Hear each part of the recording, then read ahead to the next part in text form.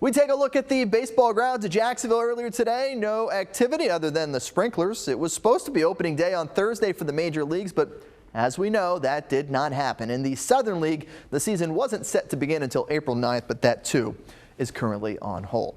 Empty ball fields all over the country from the major league level all the way on down. Tyler Callihan started his process of climbing the minor league ladder last year. We caught up with the former Providence Stallion to learn a little bit more about that process and what's really been a whirlwind 12 months.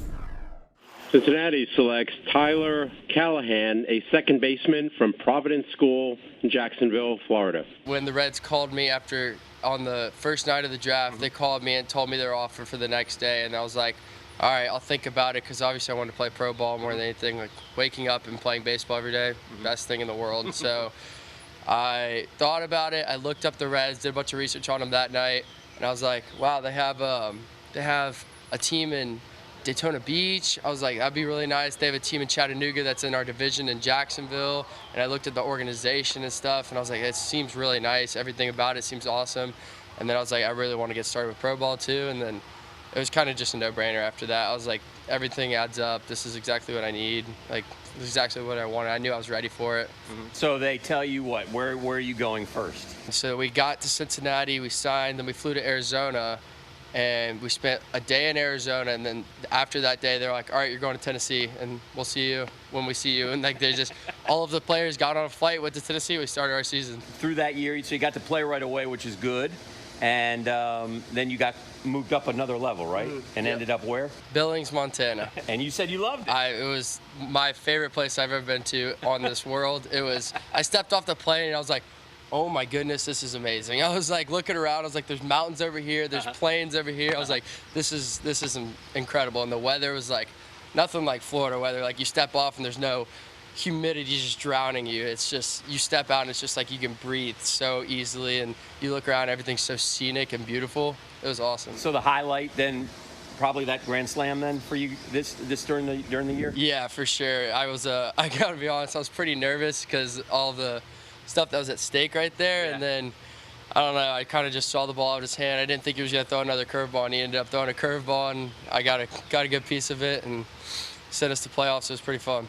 Now, okay, so season comes to an end. You put in all the work in the off season. You're excited. You've probably got little goals going on in your mind. I think I can get here. Maybe by the end of the year I can get here. And so you go to spring training, and kind of take me through spring training and how it was for you. So I was fortunate enough to go out early for instructional league, which the Reds do earlier. And so I got out there for about 3 weeks, and it was really fun. I saw a lot of the big league dudes. I would go out before I was supposed to, and I'd watch them take BP and stuff like that. I'd see them when I was in the training room or in the hot tub or doing whatever, and I luckily got a chance to talk to a few of those guys and just kind of pick their brains and stuff like that. Best guy you talked to was who? So my favorite player in the MLB right now is Mike Moustakas. Okay. I exchanged a few words with him. He was really nice. I also talked to Michael Lorenzen, who's one of our pitchers and an outfielder. Yeah. He was really nice, really class act dude. He was awesome. I talked to him for a while, and I would just I'd love walking out there and just seeing all of them take BP and stuff. And then after, they'd come up to you and be like, "What's up, bro? How you doing?" I'm whatever. And I'm like, hey, I'm Tyler. And they're like, hey, keep grinding, bro. You're doing great.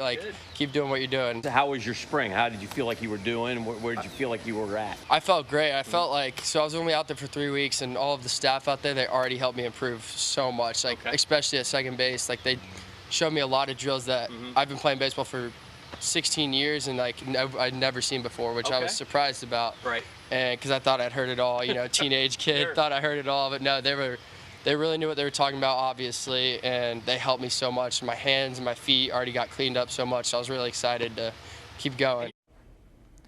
More of this story in the days to come, including, obviously, what's next. Much more quality content, too. Plus, how about full broadcast from ESPN 690? That's on our YouTube page. Just go search for Action Sports Jacks or search for ESPN 690, either one of those, and you'll see some of the stories you might have missed on the air. Action Sports Jacks Primetime, Saturday at 10:30 on Fox 30.